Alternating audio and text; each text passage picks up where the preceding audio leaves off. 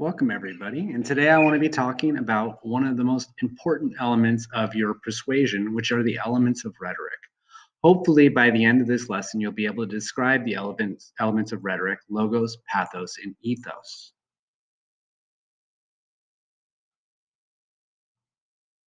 And so I want you to think real quick, just your personal experience, the last time you won or lost an argument or debate. How did you win or how did the other party win? What happened that ended the argument?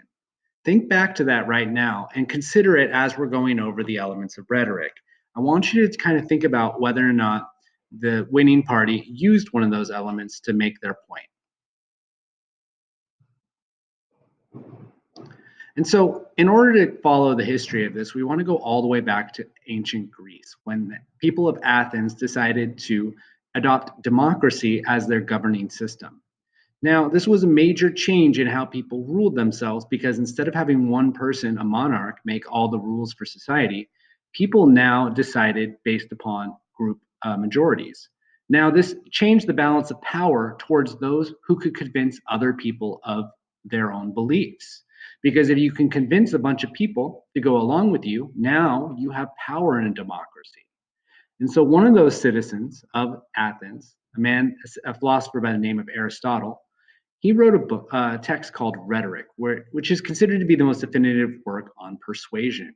And in this text, one of the things he mentions are three methods for persuading people: logos, pathos, and ethos. And I want to talk to you about those right now. The first one is an appeal to reason or logic. It's called logos. And so this is typically when you use some kind of number or statistic, expert opinion, or some kind of document to help prove the point you're trying to make. Typically, if you use a graph to help make your point, you're talking about logos. And so it can be multiple documents, diaries, unpublished writing, laws, court decisions, speeches, and interviews from relevant people.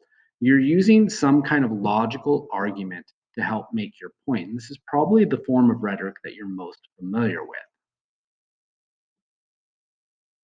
And so some examples of logos could include saying that the data is perfectly clear. This investment has turned a profit year over year in spite of dark market declines in other areas. And so this person would be using the data of profits and in order to help prove their point. Ladies and gentlemen of the jury, we not only have the fingerprints, the lack of alibi, a clear motive, and an expressed desire to commit the robbery, we also have a video of the suspect breaking in. The case could not be more open and shut. And so here, the speaker is using elements such as fingerprints, a lack of an alibi or excuse, motive, a desire, and video as all logical reasons why their argument is correct. It's a matter of common sense that people deserve to be treated equally. The Constitution calls it self evident. Why then should I be denied a seat because of my disability? And so this speaker is using the Constitution of the United States to back up their point. They're using a logical argument revolving around the text, a text that's very important to American citizens called the Constitution. And more than 100 peer-reviewed studies have been conducted over the past decade, and none of them suggest that this is an effective treatment for hair loss. And so once again, this person is using a number, 100, and referencing studies. So they're not just referencing one study, they're referencing multiple. The second appeal is an appeal to emotion or pathos. And this is when you make an argument that's intended to affect the reader's feelings about a subject. And it can include language such as charged, positive, or negative language.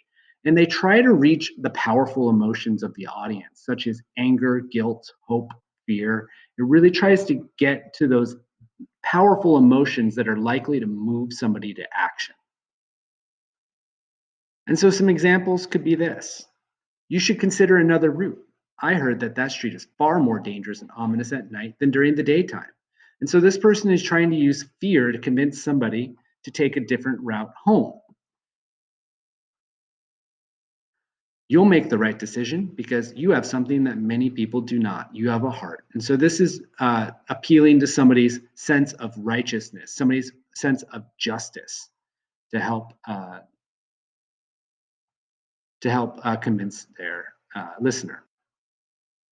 And after years of this type of disrespect from your boss, countless hours wasted, and birthdays missed, it's time you took a stand. And so this is really working to evoke a sense of anger to get something done. But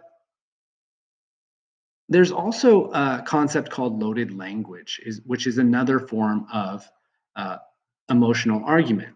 And this is when an author replaces neutral words with highly connotative words with highly connotative meanings. And so the thing you have to understand about each and every word is each and every word has its denotation and its connotation. The denotation is just the dictionary definition, and many words share the same denotation. But you can have similar words that have different connotations. Connotation is the emotional meaning of the word. And this is what we react to most strongly. Some words have almost no connotation, some words have very high connotation. And let me show you how this works.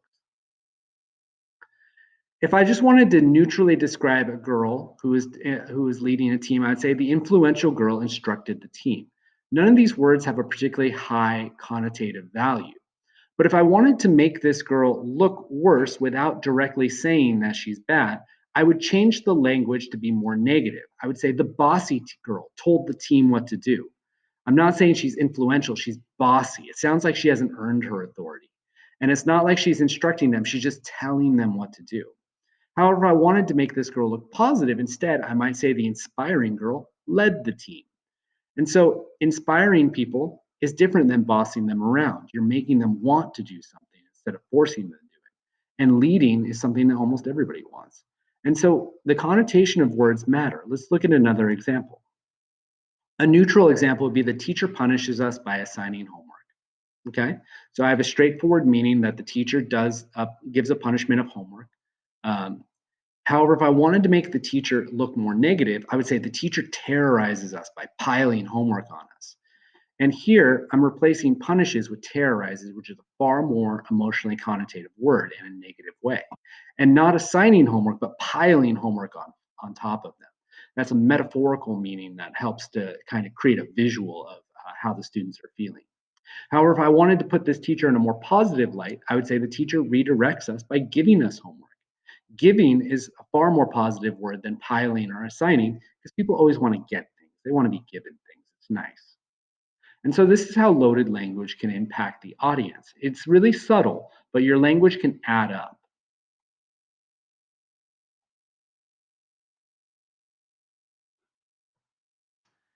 And so let's take a look at how logos and pathos are used in one of the most common forms of persuasion, which are commercials.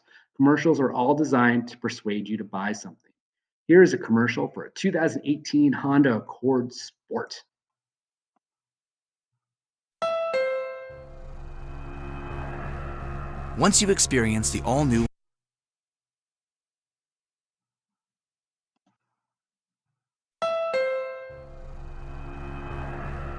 Once you experience the all-new Honda Accord Sport with its radiant redesign, performance that shatters expectations, and Honda Sensing Standard, you'll see the sedan in a whole new light. The all-new Honda Accord Sport. And so take a minute and think about how logos and pathos were used in that commercial. Feel free to pause this video for a minute while you do so. See if you can identify some of the specific, logical, and emotional methods that they were using, the appeals they were using to convince you to buy that car. And so some of the rhetoric I noticed in there for logos was it mentioned that it had a 2.0 liter turbocharged engine. It had a 10-speed automatic transmission and a collision mitigation braking system. These are all things that the car has. They're logical reasons why you should buy them. Whereas for pathos, the language is meant to kind of make you feel excited. So it says once you've experienced the car, you're not just driving the car, you're experienced the car. It said there was a radiant redesign, not just a redesign, a radiant redesign. It like makes light shoot off of it. It's so grand. And it shatters expectations. It doesn't just exceed expectations or meet expectations. It shatters them, destroys them. Like expectations were so far less than what this car can produce. And so all these words add up to give you kind of a more excited feel about the car. So they're trying to reach your feeling of excitement to get you to buy the car. However, let's take a look at one more video. And in this one, there might not be as many logical reasons why you should buy this car. So let's take a look and see how the author of this video tries to convince you to buy the car. Once again, take a look for the elements of logos and pathos.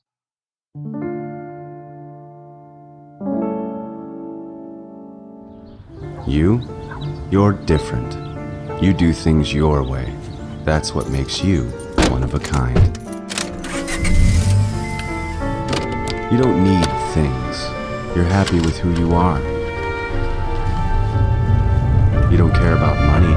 You have everything you've ever wanted. You don't do it for appearances. You do it because it works. And this is not a car. This is you. It's a lifestyle. A choice. Your choice. Introducing a used 1996 Honda Accord, a car for people who have life figured out and just need a way to get somewhere. Luxury is a state of mind. And so once again, let's take a look at that video and see if you can identify elements of logos or pathos. Feel free to pause this video while you think about that. So as far as logos goes, the logic on this is a little bit lighter. They mention that it has 141,000 miles on it, but that's not necessarily a real compelling reason. It does start at $500, which, I mean, a car for $500 isn't that bad, so that's a logical reason. But there wasn't many logical reasons why somebody should buy this car. So the author kind of goes more towards the emotional sell. And you'll notice this a lot of times when there's maybe not a logical reason for you to do something, the speaker will try to reach your emotions more so. And so some of the examples would be that's what makes you one of a kind. You're happy with who you are. This is not a car, this is you. And luxury is a state of mind. And I believe they also said it's a car for people who already have life figured out and just need a way to get there. And so they're really trying to create this emotional feeling of confidence and security. That this car is for those who are confident and secure in themselves. And that if that's you, you should buy it. And so you can see how different authors use different elements of rhetoric to sell what they're trying to sell. The final element of rhetoric is an appeal to reputation or ethos. And this relies on the audience liking, trusting, or relating to the speaker. And so this makes sense if you think about it. Imagine that a new movie came out that you want to see. And your best friend has seen it and your worst enemy has seen it. Your worst enemy tells you that the movie is great. You should absolutely go see it. Your best friend tells you that it was an awful pile of trash movie, right? And so who are you going to believe?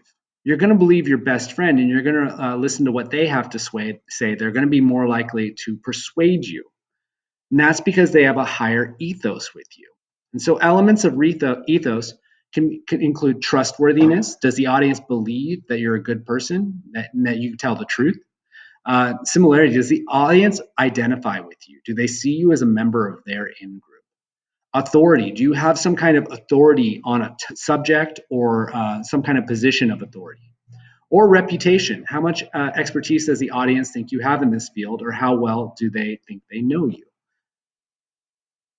And so some examples of ethos can include, as a doctor, I'm qualified to tell you. So this person is using their position as a doctor to help kind of persuade their listener.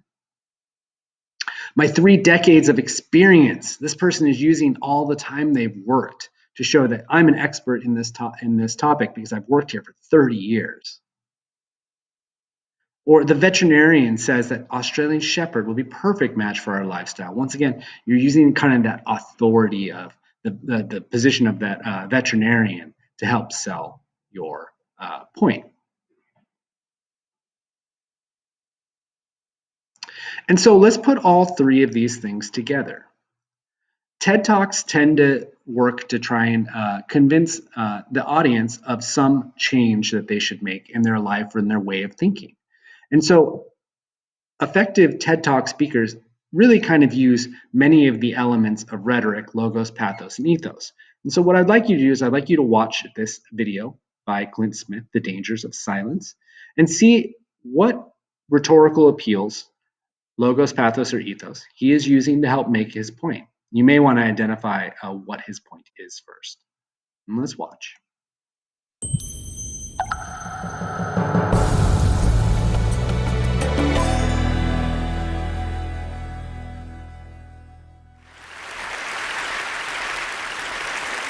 Dr. Martin Luther King Jr., in a 1968 speech where he reflects upon the civil rights movement, states, "In the end, we will remember not the words of our enemies, but the silence of our friends."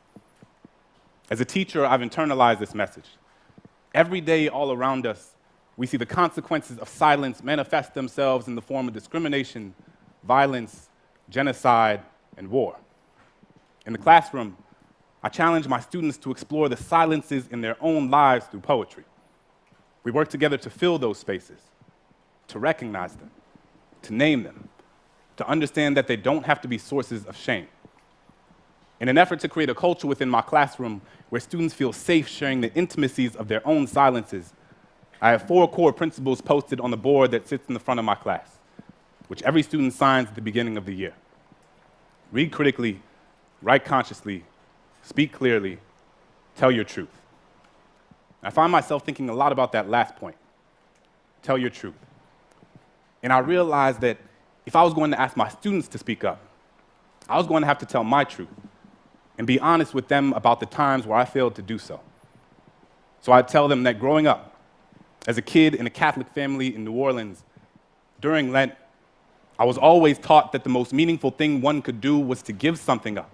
Sacrifice something you typically indulge in to prove to God you understand His sanctity.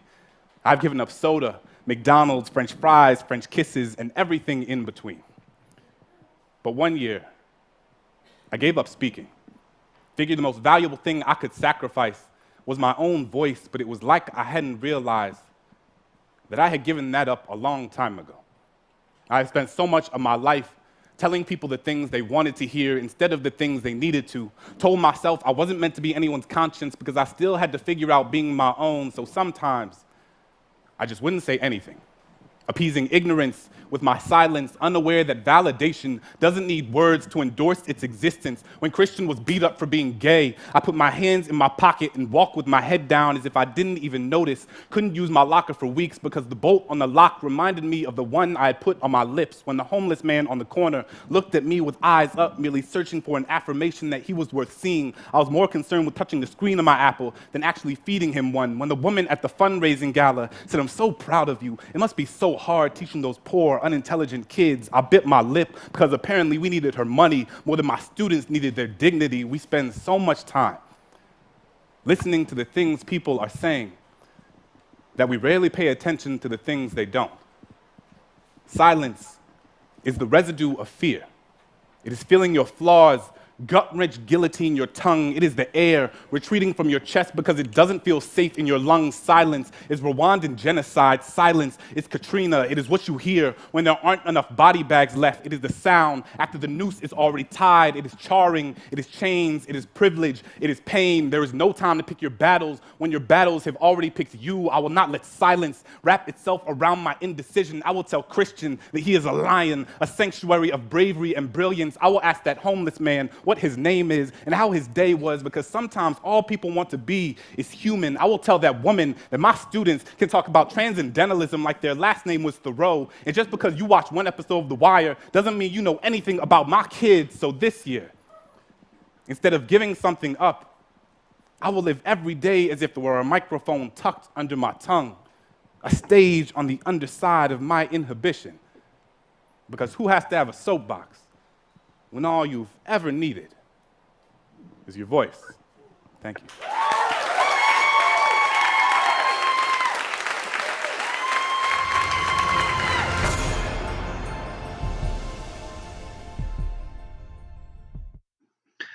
Okay, so let's take a minute and see if you can identify what Clint Smith's main argument was, and also how he tried to make that argument using the elements of logos, pathos, and ethos. Feel free to pause this video if you'd like a moment to think about this. And so looking at his video, you could see that the title, The Dangers of Silence, is actually what the argument he was trying to make. He was trying to make the argument that silence is not just something you do, it's something that's actually dangerous. And so he uses a little bit of logos by quoting Martin Luther King Jr. But he uses quite a bit of pathos. He uses emotional examples such as Christian, the homeless man, and the woman at the gala to give really kind of solid emotional examples of the dangers of being silenced. And he says things like silence is the residue of fear. He uses a lot of loaded language. He says gut wrench guillotine. He uses words like guillotine, genocide, chains, charring. He says noose. And so you have all these highly charged emotional words in connection to the concept of silence. So he's trying to make this emotional connection between silence and dangerous things. It's a way of helping him to build his argument.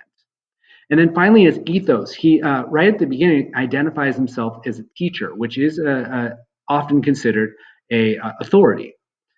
He also goes out of his way to show how truthful he is. He says, if I was going to have to tell them the truth and be honest of when I failed to do so, when he was talking about his students and them telling their truth. And he goes and he tells about the times that he failed. And these are things that most people would like to keep hidden. And he's telling them openly. And so this gives the impression that he's honest if he's willing to tell even some of his more dark secrets. And so this leads into the assignment that I have for you. I want you to choose a TED Talk of your choice and identify how the speaker uses logos, pathos, and ethos to make their point. And so the step one would be, after you watch the video, to really try to identify what is the speaker's argument. What are they trying to convince the audience of? After that, move on to step two and ask yourself, how does the speaker make their argument? I wouldn't worry about identifying logos, pathos, and ethos yet. Just what are the things they do to make their argument? And so what are the things they say, show, or do that help them persuade the audience? Once you have a list of about 5 or more of those, I would then identify whether those things are logos, pathos, or ethos. And this isn't always so clear cut. Sometimes you have a logical argument that also is a little bit emotional. Sometimes you have an ethical appeal that also is emotional or logical as well. Just do your best to try and identify and explain why you think it is what it is. And then write a short analysis of the argument in the TED Talk. And you can see an example of this on my assignment. There should be an assignment linked on Google Classroom with even more details. If you have any questions, feel free to contact me through email. And make sure you read the attached assignment on Google Classroom, because it has an example of how to write the analysis of your TED Talk. Thank you, class, and rewatch this video if you need. Have a good day.